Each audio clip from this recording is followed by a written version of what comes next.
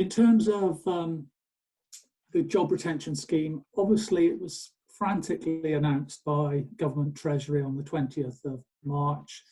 They hadn't really thought through the practicalities of the scheme, and what we've had are several updates to the guidance subsequently.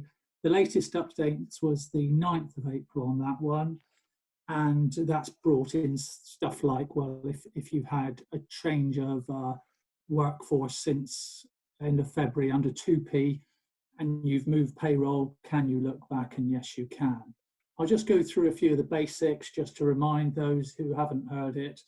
Okay, the scheme's open to all UK employers with a PAYE scheme set up and in use as at 28th of February.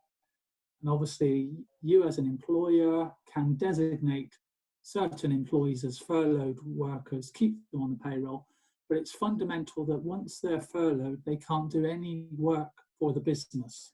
You can't reduce hours, they can't work in a part-time capacity, they just cannot undertake any work providing services or generating revenue for the business.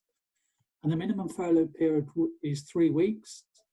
But you can, to give flexibility, after 3 weeks furlough, you can bring an employee back into work and then put them back on furlough if you need to at a later date, just to give some flexibility in that. It's been confirmed that directors, owner-managed businesses, personal service company directors can furlough themselves.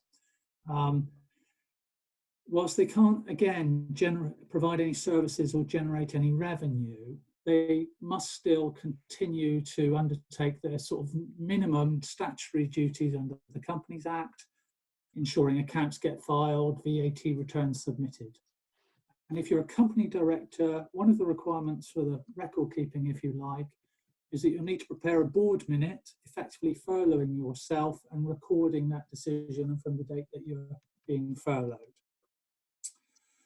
In terms of the regular wage that's being used to calculate the 80% furlough wage, or 2,500 maximum or minimum, maximum even, past overtime fees, compulsory bonuses and compulsory commission payments are included in the regular wage. But anything discretionary, any discretionary bonuses, any tips must be excluded.